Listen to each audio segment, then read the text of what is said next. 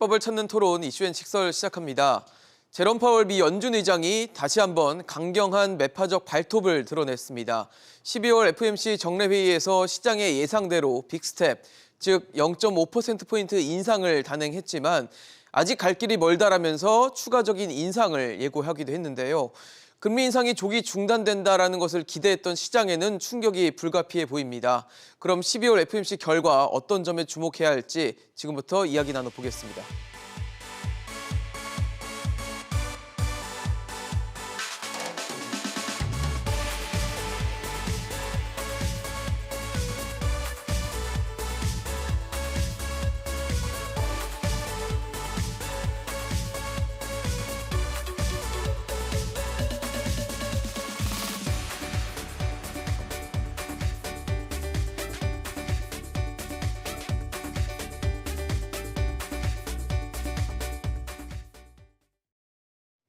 네, 오늘 함께해 주실 세 분 소개하겠습니다. 이화여대 경제학과 차은영 교수, 가톨릭대 경제학부 양준석 교수, 연세대 정보대학원 정삼영 주임 교수 나오셨습니다. 어서 오십시오. 안녕하세요.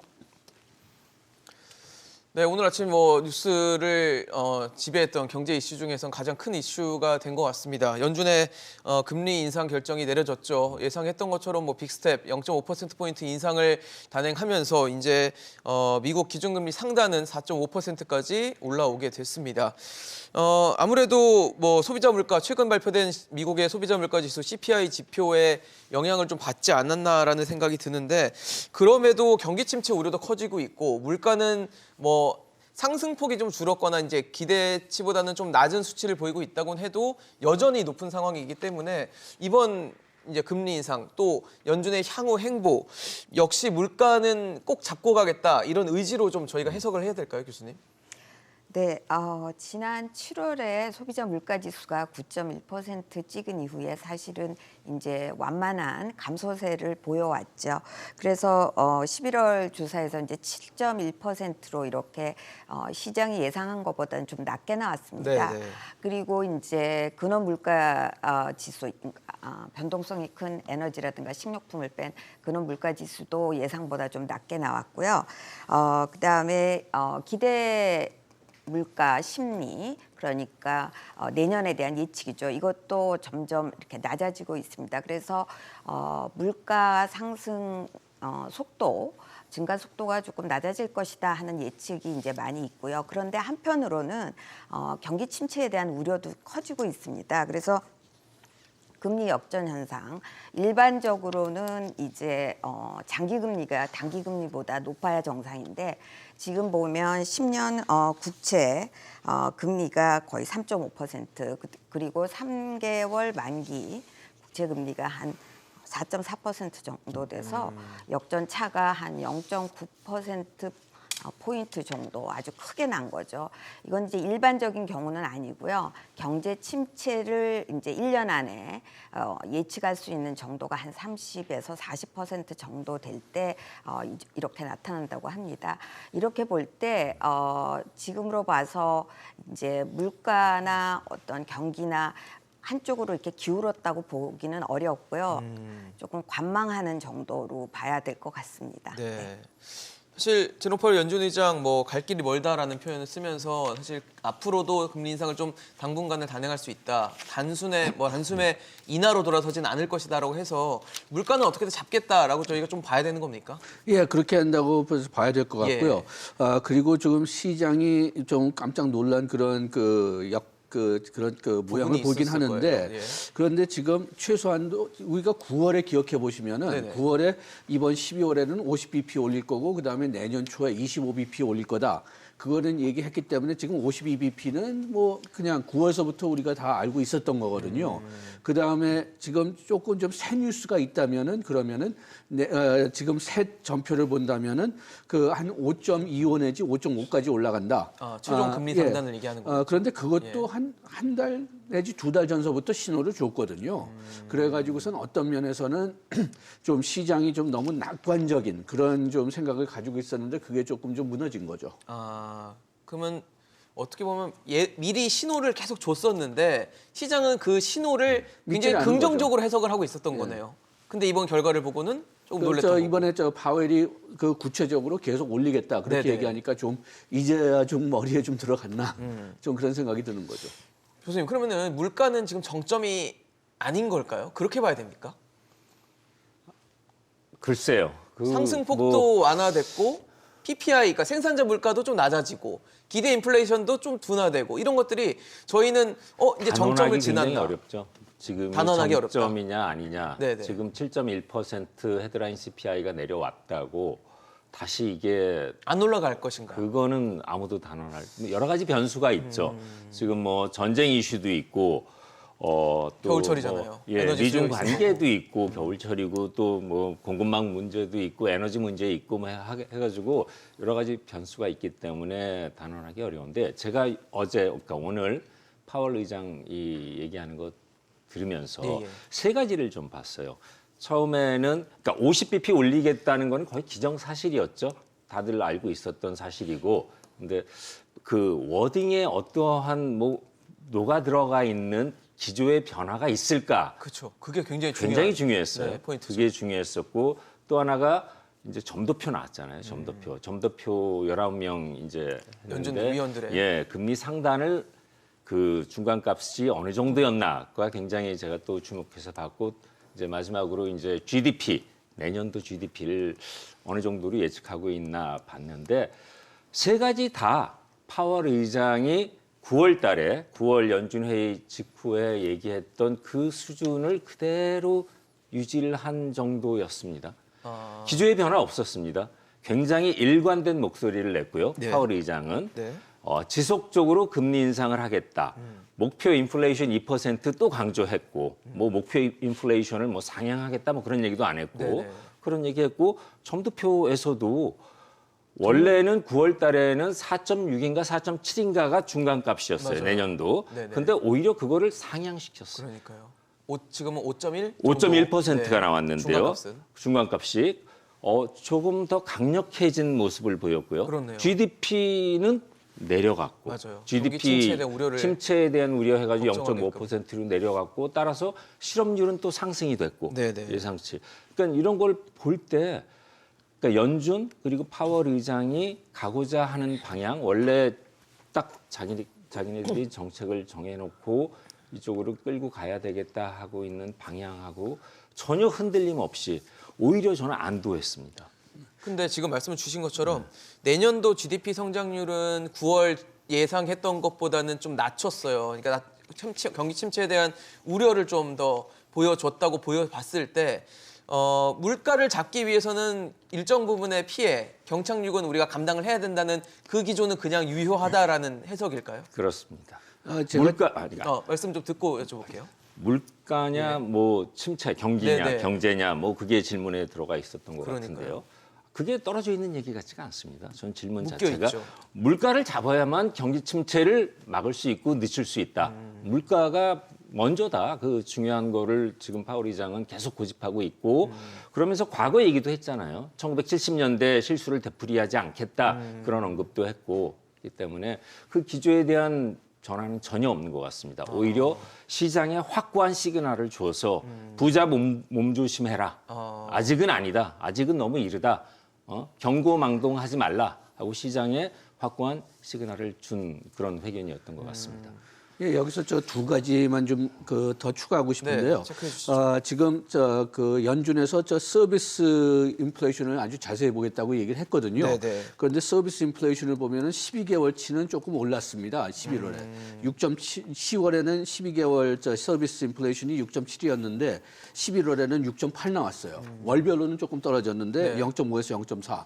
그렇지만 0.4는 아직도 굉장히 큰 그런 수준인데 왜 이 서비스를 제가 자세히 보겠다고 했느냐? 인건비 증가가 여기서 제일 잘 나와 있거든요. 그렇게 해서 그 인건비하고 임금 상승을 계속 너무 좀 높게 보고 있다. 그게 하나고 그다음에 두 번째는 지금 경기 침체를 좀 예상하고 있지만은 네네. 그리고 실업률도 좀 올라갈 거라고 예상하고 있지만은 예. 그 올라간 실업률 예상을 보면은 그게 한 4.5%가 나올 거예요. 그런데 4.5%가 그 팬데믹 전에 생각하던 full employment 완전 고용입니다. 아. 그러니까 지금 그 노동시장이 과열됐다고 지금 평가를 하는 거죠. 그렇게 해서 오히려 어떤 면에서는 지금 경기가 너무 빨리 나가고 있기 때문에 네네. 그게 정상적으로 돌아갈 때까지 기다리겠다. 그렇게 해석할 수도 있거든요. 차 교수님은 어떠세요? 지금 사실 아까 장단기 역전, 금리 역전 말씀해 주시면서 경기 침체에 대한 그림자가 좀 드리워지고 있는 상황이고 하지만 지금 파월 의장의 얘기는 어떻게든 물가는 잡겠다. 연준의 그 기조는 확실하다라는 해석이다라고 두 분 말씀해 주신 거거든요. 네. 같은 의견이십니까? 네. 인플레이션 상승 속도가 줄어든 건 사실이고 또 사람들의 기대 심리도 이 정도면 조금 낮아지지 않겠는가 하는 게 있는 건 사실인데요. 이제 그래도 인플레이션 상승을 멈출 것이다. 물가 상승이. 이거는 조금 성급하다고 저는 느끼는 게 기본적으로 노동시장, 고용지표가 아주 강세입니다. 지금. 그래서 네네. 이제 그 일반적으로 비농업 부문에서 지금 생각했던 것보다 20% 이상 높게 나왔고요. 고용이 잘 고용이. 나오고 있죠. 이게 예. 26만 26만 3천 명까지 26만이었는데 원래 20만으로 예상했었죠. 그러니까요. 그리고 임금 상승률이 5.1%로 이제 이렇게 보고가 됐는데 이거는 예상 4.6%로 훨씬 뛰어넘는 거죠. 그러니까 전달에 또 4.9%였고 이렇게 생각하면 임금 상승률 기조는 계속되고 있다.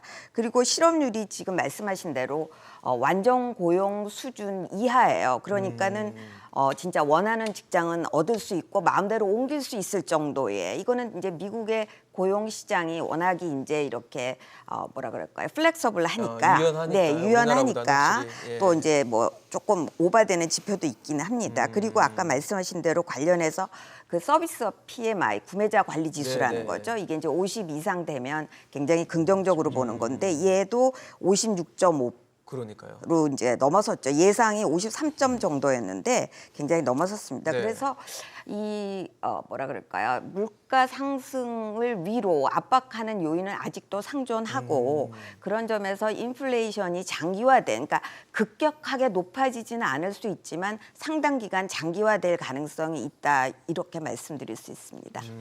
네, 조 교수님. 그게 문제예요 지금. 그러니까요. 연준의 고민이 여기에 있어요 바로. 그러니까 미국 경제 성장률이요 GDP가 1분기, 2분기, 2분기 역성장을 계속 역성장, 마이너스 했었죠. 성장하다가 예. 3분기에 2.6% 올라갔어요.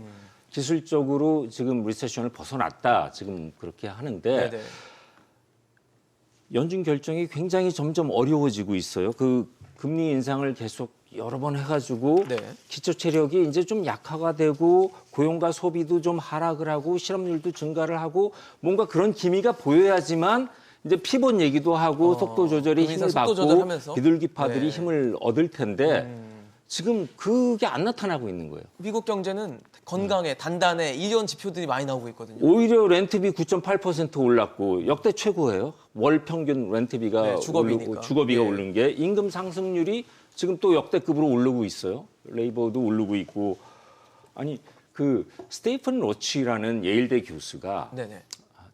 2년 전에 코로나 이제 시작될 때 그쯤 해가지고 어떤 얘기를 했냐면은 지금 나타나기 시작할 인플레이션은 굉장히 구조적인 인플레이션이 될 것이다 그랬어요. 그게 코로나 1970년대 초기에. 80 초기에 2000년 그러니까 2020년 5월 달에 기고를 하면서 그런 얘기를 했는데 네. 우리가 경험했던 70년대 말 80년대 초의 인플레이션하고는 근본적으로 그 팩터가 다를 것이다. 여러 가지 복합적인 요인에서 구조적으로 오는 인플레이션이 될 것이기 때문에 네. 하면서 한 얘기 중에는 뭐 반세계화도 있었고 공급망 얘기도 있었고 고령화 얘기도 있었고 여러 가지 복합적인 요인들이 있기 때문에 그러니까 풀기 힘든 풀기 인플레이션이라는 힘들다. 얘기네요. 장기적으로 갈 것이다.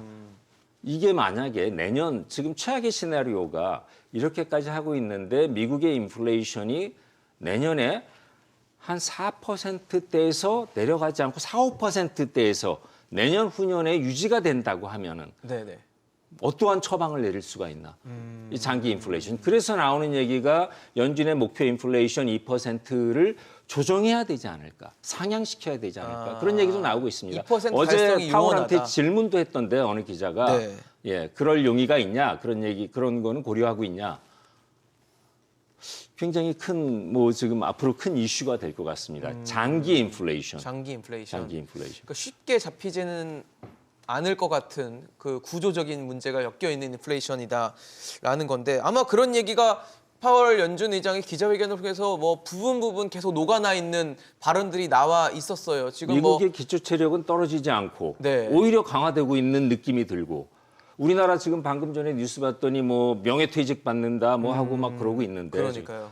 미국은 고용이 뭐 튼튼하고. 넘쳐납니다 지금 네. 자리가. 또 임금 상승률 아까 차 교수님 말씀해 주신 것처럼 5% 이상의 임금 상승률이라는 게 보여지고 이게 또다시 물가를 자극할 수 있는 요인이 또 되다 보니까 연준도 쉽게 뭐 피벗, 그러니까 정책 전환의 가능성 혹은 속도 조절의 가능성 이런 부분에 대해서는 단정 짓지 않는 상황으로 보여지는데 앞서 저희가 그 점도표라는 그러니까 연준 위원들의 11명 위원들의 그러니까 금리 인상 금리 수준을 전망하는 점을 하나씩 찍는데 그걸 이제 내년 정도 숫자를 보면은 중간값 지금 저희가 노란색으로 표시해 드린 그 점들의 중간값이 5.1 정도가 됩니다. 그러니까 5.1이라면 지난 9월이 4.67 4.6이었죠. 예, 6이니까 한 50bp 정도 더 올린 숫자란 말이에요. 그럼 우리는 속도는 더뎌지지만 더 오래 금리 인상을 참아내야 된다라고 봐야 되는 걸까요? 그렇게 신호를 한 2달 동안 주고 있었습니다. 지금도 지금도 그랬고요. 그렇게 주고 예. 있고요. 그래서 어떻게 보면은 이게 놀라야 되지 않아야 될 텐데 지금 좀 놀라고 있는 게 오히려 조금 시장은 좀 놀랐습니다. 이상하고요. 네. 그다음에 지금 우리가 지난 이번 1분기, 2분기에 GDP 미국이 마이너스 성장했다고 해서 좀 속고 있는데 아직까지 그 미국 MBER 공식적으로 경기 침체에 침체를 대한 단정을. 결정하는 기관에서는 이게 경기 침체라고 얘기하지 않았고 네네. 그다음에 그 GDP 숫자를 들여다 보면은 소비, 투자, 정부 소비, 투자, 수출 다 늘었어요. 그런데 그 어떤 면에서 본다면은 그 수요는 그렇게 많이 늘었는데 네. 생산이 거기에 못 따라줬기 때문에 수입이 는 거죠. 그렇게 해서 어차피 그래서 나중에 그 MBR이 결정하게 된다면은 아예 침체가 없었다고 결정할 수도 있습니다. 그때 1, 2분기 당시에 저희가 기술적 경기 침체라고 이제 단정짓지 않았기 때문에 기술적으로는 이 정도 2분기 연속 역성장이니까 경기 침체였다라는 단서를 붙이긴 했지만 당시 바이든 대통령은 경기 침체 아니라고 했거든요. 네, 뭐 그런 상황들이 계속 보여지는 상황인데 그러다 보니까 차 교수님 지금 내년에 이제 금리 최종 금리 상단에 대한 의문이 계속 드는 것 같아요. 지금 연준은 뭐 중간 값으로 봤을 때는 5% 초반 정도를 기록할 것이다 보는데 교수님은 같은 의견이십니까? 아니면 좀 더 높게 보십니까? 그거는 지금 이제 뭐 말씀드리기는 조금 어려운 면이 있고요. 내년 제일 첫 번째 FOMC 그 회의에서 어떻게 결정하는지를 좀 봐야 될 것 같아요. 5.1 정도로 봤다는 거는 아마 이제 빅 스텝 한 번, 베이비 스텝 한 번 이 정도로 일단은 생각을 하고 있는 것 같고 지금 지금 4.5 현재. 상단이니까. 네, 네. 네. 그래서 이제 뭐 5.1이라고 하지만 한 5.25에서 네네. 이제 그 정도로 75bp. 네. 그렇기 때문에 내년 첫 번째 회의가 제일 중요할 것 같고요. 그때 가서 다시 그 여러 가지 거시경제 지표들을 보고 결정하지 않을까 이런 생각이 좀 듭니다. 특히 뭐 앞에서도 말씀하셨지만 이제 뭐 아무래도 에너지 이슈가 크고 지금 그러니까요. 네. 그 전쟁이 이제 어떻게 될지 사실은 우리가 또 모르죠. 추이를 봐야 네. 되고 뭐 굉장히 그 정치적인 역학 문제가 엮여 있기 때문에 우리가 속단하기는 어렵고요. 네. 또 이제 중국이 말하자면 시진핑이 그동안은 이제 이렇게 자기가 이렇게 스퀘어하지 않으니까 이제 좀 경제적인 이슈는 좀 멈추고 있었는데 지금은 이제 좀 완벽하게 다시 3연임을 했기 때문에 아마 조금 가시적인 성과를 내고 싶어 할 것 같아요. 그렇겠죠. 네. 네, 네. 그래서 이제 중국 경제가 이제 돌아가기 시작하면 이게 또 이제 그 물가 상승하고도 연결이 될 수가 자극을 할수 있고요. 있겠죠. 네, 물론 네. 이제 공급망의 그 애로 사항을 조금 조절해 줄 수는 있지만 그러나 또 중국의 수요라는 게 막강하기 때문에 그래서 이런 여러 가지가 얽혀 있어서 섣불리 불확실성이 정말 극대화되는 지금 시점이죠. 그래서 네. 섣불리 예단하기는 좀 어렵다 이렇게 말씀드리겠습니다.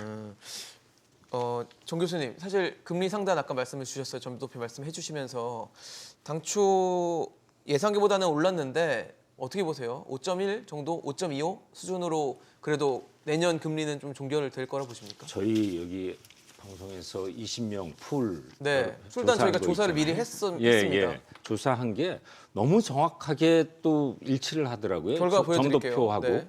가장 많은 분들이 5.25% 했는데 사실 5하고 5.25 예, 사이가 제일 많습니다. 제일 많습니다. 네. 정확하게 일치를 해요. 맞아요. 17명, 19명 중에 17명이 5.1% 네, 네. 중간값으로 했는데 그 얘기는 지금 4.5가 됐잖아요. 지금 상단이. 그러면은 내년에 0.75가 더 오른다는데 그렇죠. 세 가지 루트가 있죠. 자이언트 스텝으로 한 번에 가냐, 아니면 빅 스텝, 베이비 스텝을 하냐, 베이비 스텝 세 번을 가냐.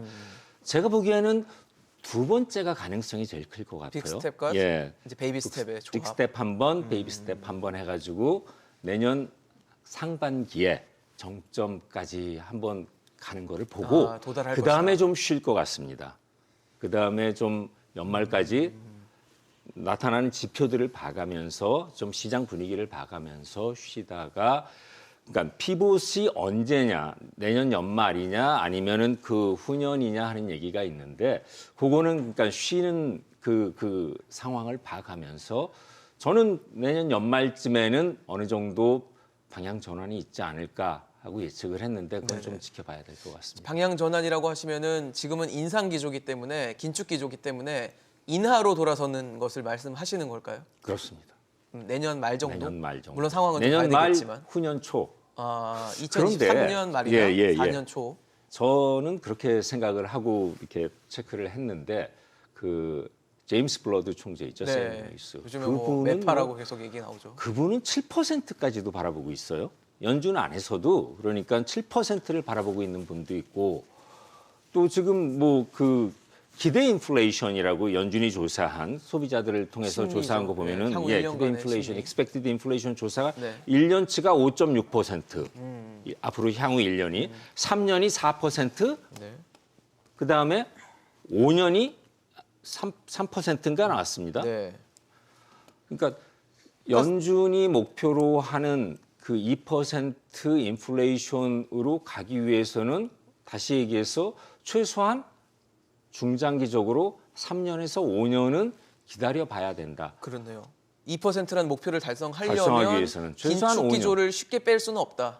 그러니까 그거를 또 역으로 해석을 하면은요. 앞으로 5년이라는 얘기는 저희가 긴축 기조를 시작한 지가 1년이 됐으니까 네. 6년 정도가 걸린다는 얘기인데 그렇네요. 어떻게 보면은 그때 폴 볼커 의장이 80년대에 그 긴축을 해가지고 파격적인 금리 인상. 그게 한 6년 걸렸습니다. 5, 6년. 그러니까 스티키 인플레이션이라는 게 네네. 아까 앞서 제가 말씀드렸던 끈적끈적한. 네. 네. 그 스티븐 로치 그 예일대 교수가 한 요번에 인플레이션이 굉장히 스티키할 것이다 했던 얘기가 구조적이니까. 굉장히 또 와닿네. 일리도 있고요. 와닿고 어느 정도 시기적으로도 그 정도 5, 6년 걸릴 것이다. 다시 우리가 목표하는 인플레이션을 가기 위해서는 의미가 있는 것 같습니다. 양 교수님 어떠세요? 폴 볼커 전 연준 의장의 흐름처럼 이번에도 그 정도의 수준으로 갈까요? 저는 개인적으로는 그 정도까지는 안 갈 거라고 생각하는데 그 이유가 뭐냐면은 볼커가 그렇게 극심한 그 정책을 했을 때는 인플레이션이 고인플레이션으로 10년, 20년 동안 그냥 완전히 굳어 있었어요. 이번에는 지금 그래도 한 1, 2년밖에는 되지 않은 상태거든요.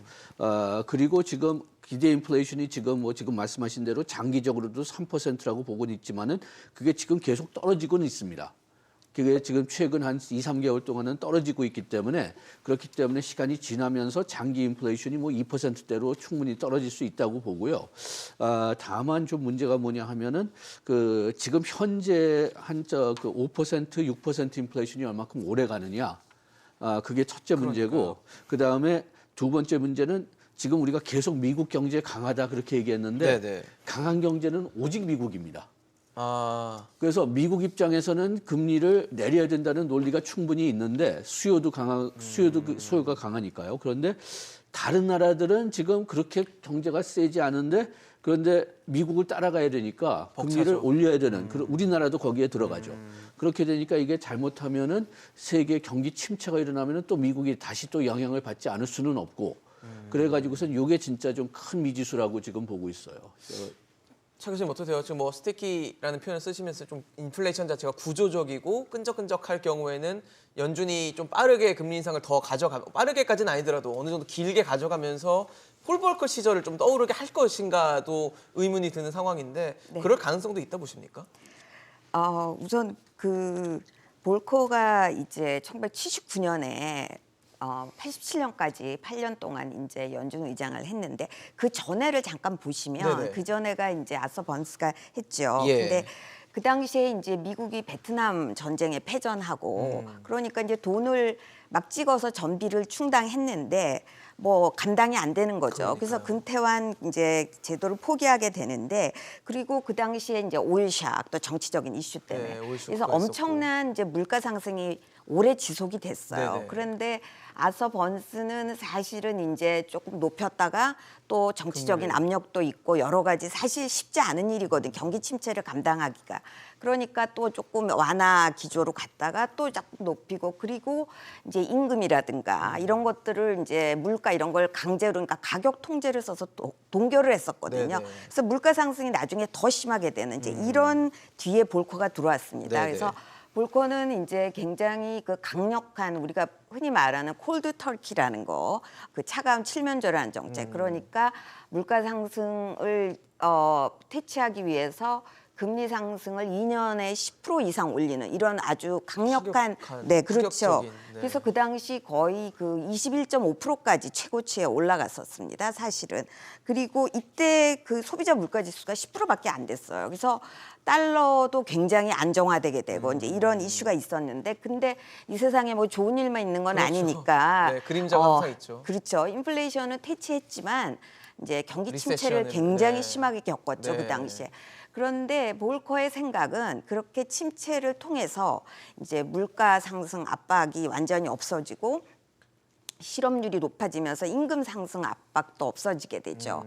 그러면서 이제 생산성 향상이 이루어지면서 경제력이 회복이 돼서 미국이 80년대 사실 좀 엉망이었지만 네네. 90년대 유례없는 호황을 호황을, 누리게 되는 네. 이제 이런 그 과정을 겪게 되는데요. 제가 볼 때는 파월 의장은 아마 속내는 볼커 쪽으로 가고 싶을 것 같아요. 마음은. 네, 예. 그래서 퇴치한 의장으로서 이렇게 보이고 인플레이션을 싶지만 잡은 의장이 되고 싶은 그렇죠. 거군요. 예. 그런데 이제 그 당시 볼커가 결국은 그렇게 높은 금리 인상을 해서 결국은 경기 침체가 왔기 때문에 카터가 재임을 못하게 되는 카터 대통령이. 정치적인 네. 이제 희생이 따랐죠. 그리고 이제 레이건의 이제 4년을 같이 하게 되는데 따라서 이런 여러 가지 둘러싼 경제 환경이 허락할 것이냐. 다시 말하면 어느 정도 수준의 경기 침체를 각오하고 우리가 그 맷집이 있어서 겪어낼 것이냐. 네. 여기에 대한 의지 문제라고 저는 보입니다. 카터 레이건 대통령이 하시니까 지금 이제 바이든 대통령 그 뭐 재선에 대한 얘기까지 또 오버랩되는 상황으로 좀 보여지는데 아까 정상영 교수님께서는 스태틱 인플레이션, 구조적 인플레이션에 대한 얘기를 해주시면서 어쨌든 폴 볼커 수준의 뭐 금리 인상도 좀 우리가 생각은 해봐야 된다 말씀을 주셨는데 그렇다면 경기 침체도 어느 정도 우리가 전제로 깔고 가야 된다라고 말씀으로 저희 이해를 해야 될까요? 결국에는 그렇죠.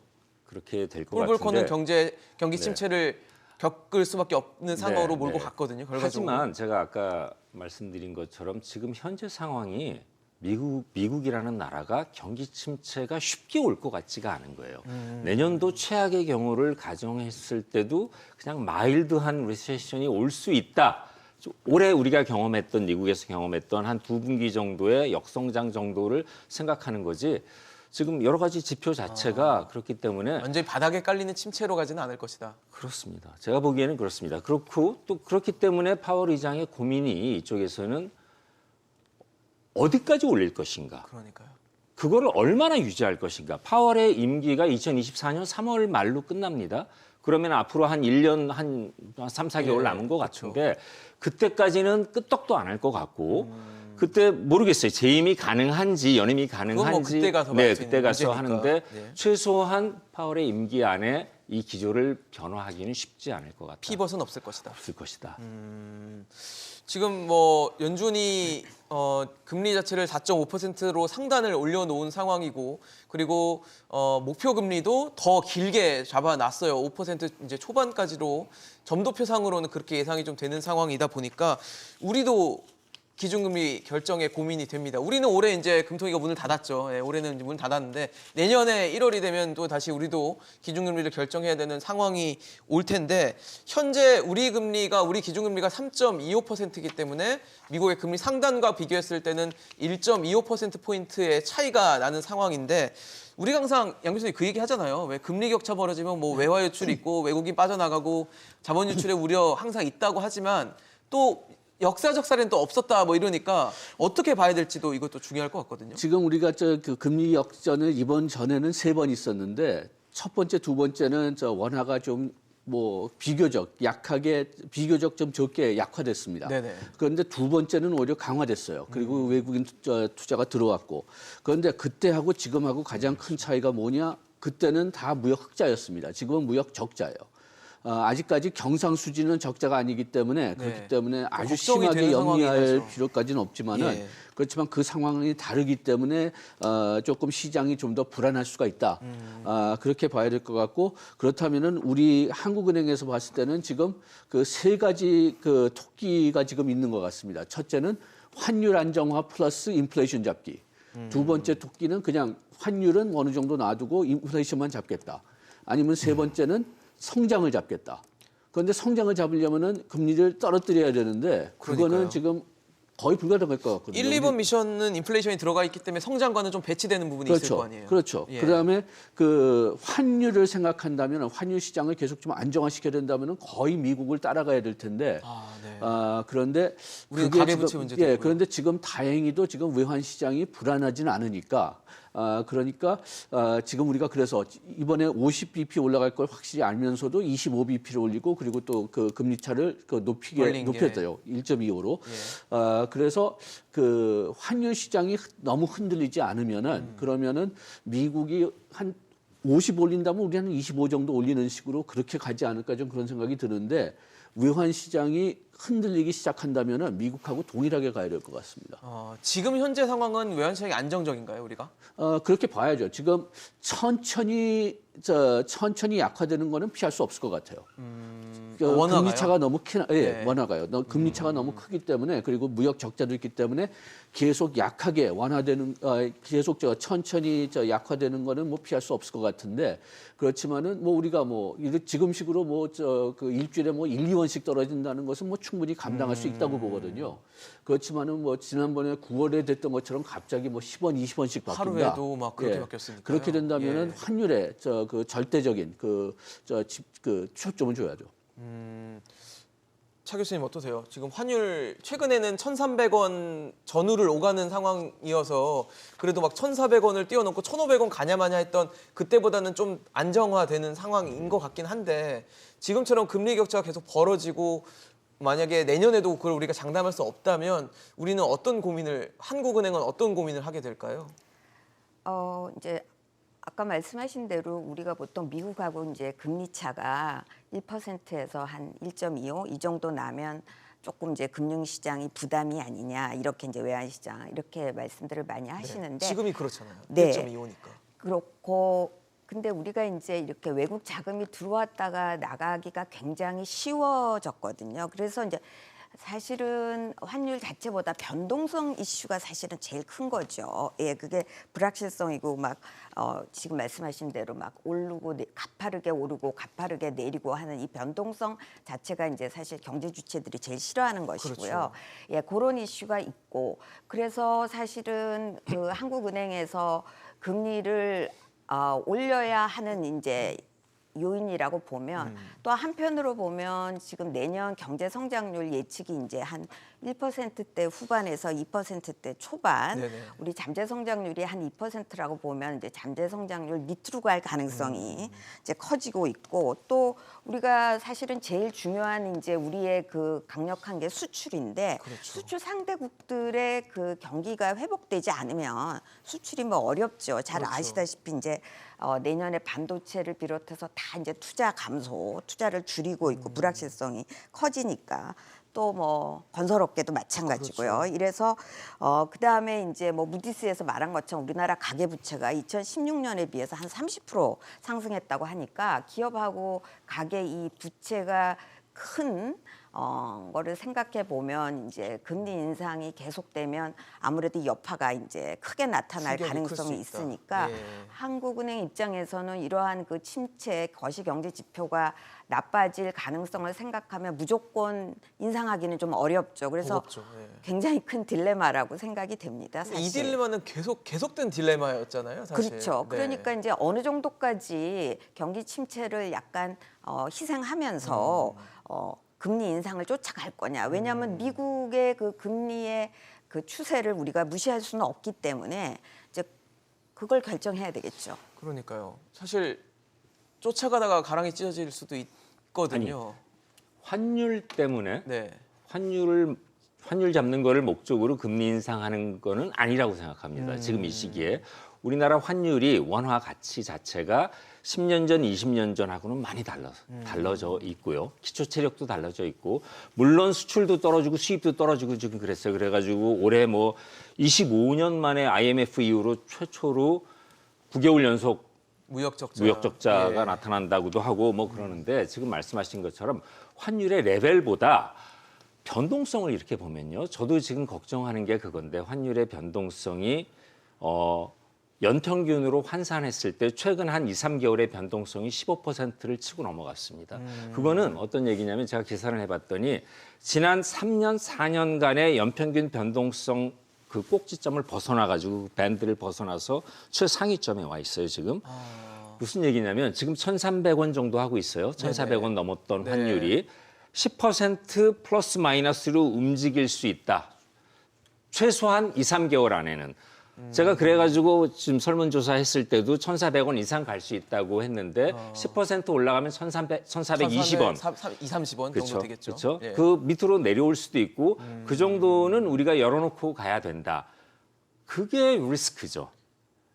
그러면은 우리도 1,400원대를 기록할 것은 어느 정도 감안을 하고 있어야 된다. 감안하고 있어야 되는데 네네. 제 생각에 지금 드러나는 지표상으로는 우리도 그 정도의 기초 체력은 있는 것 같다. 1,400원대 어느 정도 뭐 초중반까지 가는 거는 감내할 만하다. 버틸 수 그리고 있다. 지금 한은의 미팅이 1월 중순이죠. 예. 얼마 안 남았어요. 금통이죠. 얼마 안 남았고 시장 환율에는 그게 다 반영돼 있고 어차피 환율은 어느 정도 지금 격차가 좀 줄어들 것이다 하는 게 시장에는 반영이 돼 있고 그때 가서 0.25가 됐건 어느 정도 우리 한은의 기준금리도 오를 것이다 하는 게 반영이 돼 있고 한은이 그러니까 기준금리를 가지고 환율에 대응하는 것도 있지만 네네. 지금 뭐 뉴스에서도 많이 다루고 있는 것 같던데 그 공적 기금들한테 예를 들어서 환해자라고 지금 그러고 있죠. 네네. 그걸 요청하고 있고 시장에서 달러를 조달하는 거 조금 줄여라. 시장에 그런 역할을 하지 마. 그러니까 달러를 등등의 자극하지 마라. 그렇죠. 라는 거죠. 그러니까 예. 한은하고 정부가 환율에 대해서 뭐 관여를 한다는 표현이 좀 그렇지만 네네. 신경을 쓰고 관리 차원에서 할 수 있는 것들이 꼭 기준금리를 움직여 가지고 하는 거 말고도 옵션들이 있다. 그런 쪽으로 가는 게 오히려 제가 보기에는 더 적절한 것이다. 그렇기 때문에 환율 때문에 기준금리를 조정한다는 것 자체는 성립되지 않는다라고 보시는 거군요. 성립되지도 않고 네네. 우리가 그 정도 기초 체력 아주 진짜 아주 심각한 상태면 그럴 수도 있는데 그 정도 어느 정도 플러스 마이너스 10% 정도는 감내할 만한 여력이 있다. 저는 그렇게 보고 있습니다. 뭐 사실 한국은행법에도 물가 안정을 최우선 순위로 두고 있고 이게 가장 최우선 목표로 지금 지정이 돼 있는 상황이기 때문에 우리의 물가 상황도 봐야 되겠지만 역시 우리도 1월에 이제 금융통화위원회에서 기준금리를 결정하게 될 텐데 양 교수님 어떠세요? 지금 미국이 어쨌든 점도표를 통해서 어느 정도 가능성 앞으로의 행보를 좀 예고를 한 상황에서 우리는 1월 금통위에서 한번 지켜보게 될까요? 아니면 좀 한 벌 그래도 나가게 될까요? 어떻게 지금 보십니까? 금리 차 때문에 그렇고 또 이제 그 올린다고 계속 예측을 네. 해줬기 때문에 우리도 25bp 올리지 않으면은 좀 어려울 것 같습니다. 그 대신 이제 미국이 이제 2월 1일에 이제 금통위를 또 하게 돼 있는데요. 2월 1일에 만약 안 올린다든지 25밖에 안 올린다면은 그러면은 그 우리가 1월 다음에 2월에는 좀 쉬어갈 수 있을 것 같아요. 우리는 1월하고 2월이 있고 2월, 그다음에 2월 있고 4월이죠. 그다음에 예. 그런데 만약 미국이 지금 그 말씀하신 대로 2월 1일에 50bp로 간다면은 그럼 우리도 2월에는 25bp가 될 것 같습니다. 지금 어떠세요, 차 교수님? 우리 금토일은 1월에 어떤 결정을 하게 될까요? 아무래도 올리긴 올릴 것 같아요. 얼마나 올릴까요, 그러면? 제 생각에는 베이비 스텝 정도가 되지 않을까 싶어요. 일단 그렇게 하면서 추세는 조금 따라가되 살짝 그 레저베이션을 갖고서는 가지 않을까 이런 생각이 듭니다. 그러면은 1월에는 일단 올리고 미국의 결정을 볼 것이다라고 보시는 네. 거예요. 2월에 이제 2월 1일 날 FOMC 회의가 끝나면서 금리 결정할 거니까. 네. 그러면 2월 회의에서는 한 번 더 지켜볼까요? 너무 저희가 먼 미래를 보게 되나요, 이건? 글쎄 그거는 뭐 그때 가봐야 알 것 같아요. 사실 우리 이제 물가가 그러면은 우리 결정에는 어떻게 영향을 줄 거라고 보세요? 우리의 물가, 우리도 이제 물가 지수들이 네. 낮지는 않기 때문에 내년에 예. 한 3% 정도 보고 있죠. 예상하고 있죠. 예. 그러니까 아무래도 이제 물가 상승 압박에 따라서 금리 인상 조금 뭐라 그럴까요? 그 압박을 받긴 하겠죠. 그렇지만 뭐 그거보다는 미국의 그 결정에 사실은 더 의존하지 않을까 싶습니다. 미국의 결정에 의존할 것이다. 네. 뭐 사실 이청용 총재가 그런 얘기도 했어요. 미국이 금리 상승을 멈추기 전까지는 우리도 멈출 수는 없을 것이다. 그런 식으로 얘기를 했었기 때문에 미국의 뭐 금리를 우리도 항상 감안할 수밖에 없는 상황인데 이렇게 근데 조금 다르죠. 기초 체력 뭐 등등 뭐 조건이랑 정말 나타나는 다른 지표 기축통화국도 그런 걸 아니고요. 보면요. 예. 네. 미국은 그럴 만해요. 지금 올라갈 만하고 올릴 여지가 충분히 있고 그러니까요. 시장에서도 그 지표들도 받침을 해주고 우리는 뭐 얘기할 필요도 없죠. 하나만한 얘기인데 가계부채니 신용 문제니 정부 지출도 줄이겠다 그러고 여러 가지 미국이 겪지 않고 있는 문제들이 너무 많아요. 그렇기 때문에 꼭 미국하고 과거에 그랬던 것처럼 연계해가지고 금리를 같이 따라가야 된다. 환율 때문이다. 지금은 이 상황에서는 그렇게 들어맞지 않는 것 같습니다. 그러면 미국이 지금 5%대 초반까지도 갈 수 있다고 했을 때 우리는 1.25%포인트인 현재 금리 격차가 더 벌어질 수 있는 가능성에 대해서 우리가 생각을 하고 감안을 하고 있어야 될까요? 그것도 오픈해놔야 된다고 생각합니다. 따라갈 수 없다면 1.5까지도 갈 수도 있다고 저는 보고 있어요. 보폭이 더 넓어질 수 있는.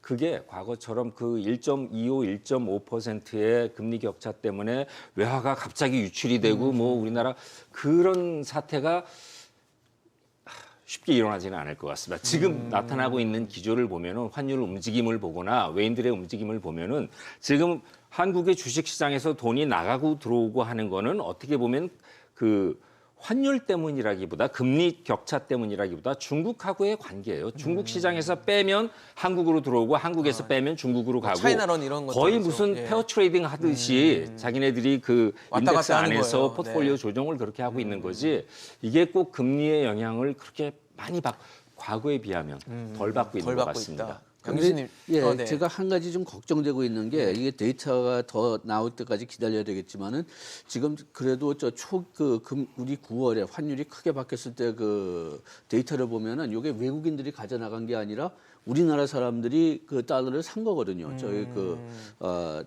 자기네들 뭐 맞습니다. 일종의 네. 그 투자한다고 보든지 우리도 해외 아니면 주식 거래를 헤징을 많이 보든지. 하고 있는 상황이기 예, 그렇기 때문에 예. 어떤 면에서는 우리가 외인들은 뭐 그 아까 얘기했지만 천천히 그냥 계속 나갔어요. 그러니까 천천한 거는 뭐 그렇게 문제가 되지 않는데 네네. 이렇게 우리나라에서 오히려 빨리 움직이면은 그러면 그거를 조절해야 될 가능성이 더 크죠. 그래서 만약 금리를 조절하지 않는다면 다른 방법으로 어떻게 조절하는 방법을 찾아야 될 텐데 그게 또 문제 뭐 골치 아플 수가 있죠. 그 정치적으로 또 그렇게 할 수가 있느냐 그것도 있고 뭐. 차 교수님, 이렇게 지금 연준의 결정이 나오니까 시장은 좀 놀라는 모습들을 보이는 것 같아요. 아까 뭐 연준은 이미 신호를 많이 보냈다고 하셨는데 시장은 또 다르게 생각을 했는지 놀랐는데 우리는 그러면 내년에 뭐 코스피 이런 시장들은 어느 정도 선에서 우리가 좀 보고 있다고 봐야 될까요? 그게 이제 국내 증권사들이 이제 발표한 걸 보니까 평균적으로 한 뭐 2,100대에서 2,600 정도 사이에 네, 어딘가에 네. 있다는 거죠. 다고 하는데 예. 보통 이제 우리가 금리가 변하게 되면 그거로 인한 거시경제 변화가 한 6개월에서 한 뭐 길게는 1년 반 정도 후에 나타난다고 보고 있거든요. 그렇게 보면은 내년에 이제 만약에 올해의 그 금리 인상 여파가 좀 나타나서 경기가 조금 나빠지거나 생각보다 더 침체하게 되면 뭐 2,000대 아래로 내려갈 수도 있죠, 사실은. 네. 그렇지만 그거는 이제 경기 침체와도 연관이 돼 있을까요? 아무래도. 그렇죠. 왜냐하면 그 기업들의 실적이 나빠지고 그러니까요. 하게 되면 주가가 뭐 떨어질 수밖에 없는 것이고, 물론 뭐 자금의 움직임하고도 영향이 네. 있지만, 그리고 또 앞에서 말씀하신 것처럼 이제 중국 경제가 만약에 생각보다 성장률이 높아지게 되면 뭐 자금이 이제 아무래도 중국으로 이동할 가능성도 사실은 커지고요. 네. 정 교수님 어떠세요? 내년 시장 우리 코스피 어떻게 저 움직일까요? 젊은 저는 200에서 2200에서 2400으로 400으로 예, 했는데 전망해 주시죠. 비슷한 이유, 환율하고 비슷한 이유로 플러스 마이너스 지금 현재 한 10%는 열어놔야 된다. 밑으로 10% 빠질 수 있고 위로 일단 내년 상반기에는 그럼 200 조금 더 봐야 포인트씩은 돼요. 움직일 수 있다는 그렇습니다. 얘기네요. 그렇습니다. 아무래도 내년 뭐 불확실성이 커지고 있어요. 그러니까요. 근데 사실 왜 세계 경제 줄어들질 않아요? 불확실성이 아니 뭐 저희가 컨트롤할 수 없는 지정학적인 팩터들도 있고 여러 가지 거시적인 팩터들이 예측하기 해결은 안 어려운 됩니다. 팩터들이 너무 많기 때문에 네네. 지금 이거 불확실성은 점점 늘어나고 있고 아니 하다못해 연준 긴축 방향 이 해석하는 거 하나만 놓고도 비둘기와 매가 막 싸우고 있잖아요 지금 자기 듣고 싶은 얘기만 들으려고 이게 시장 소위 얘기하는 전문가들인데 시장 참여자들이 이런 식으로 극단을 달리고 있기 때문에 네네. 시장의 참여자들은 뭐, 불확실성은 네. 예, 거기서 발생할 수 있는 뭐 그 주식의 흐름들 흐름은 전혀 예상하기 저희가 어려운. 굳이 예측을 한다면 플러스 마이너스 한 10% 정도. 근데 2천이 깨지기는 또 쉽지 않을 것 같아요. 우리의 펀더멘탈이 있기 때문에 어느 정도. 우리가 그렇게 약하진 않다. 양 교수님 어떻게 보십니까? 저는 하향 프레셔가 더 크다고 봅니다. 더요? 2,000도 내려갈지까지는 뭐 자신 없지만은 네네. 그렇지만은 초반을 지금 보시는군요. 그 어떤 그 실물 경제로 본다면은 내년이 좋을 수가 없고 그렇게 된다면은 뭐 기업 이윤도 그렇게 좋을 수가 없고 그 다음에 저 금리 차는 계속 그 커질 거고 네. 그렇게 되니까 그 뭐 아주 많이 떨어질 거냐 그것까지는 자신이 없지만은 그래도 트렌드는 내려가는 추세가 될 수밖에 없다고 봅니다. 알겠습니다. 미 연준이 올해 마지막 FOMC 정례 회의에서 금리를 50bp 0.5%포인트 인상하면서 최종 금리 상단은 4.5%가 됐습니다. 하지만 금리 인상이 이걸로 끝날 것 같진 않습니다. 미국 연준의 점도표를 봤을 때 5% 초반까지도 지금 내다보고 있는 상황이어서 앞으로도 이 금리 인상은 계속될 것으로 보이고 정책 전환으로 불리는 피봇은 아직은 요원한 상황인 것 같습니다. 이 같은 상황들 저희도 지켜보고 토론 준비하도록 하겠습니다. 오늘 차은영 교수, 양준석 교수, 정삼영 교수와 함께했습니다. 이슈앤직설 오늘 준비한 소식은 여기까지입니다. 지금까지 함께해 주신 여러분 고맙습니다.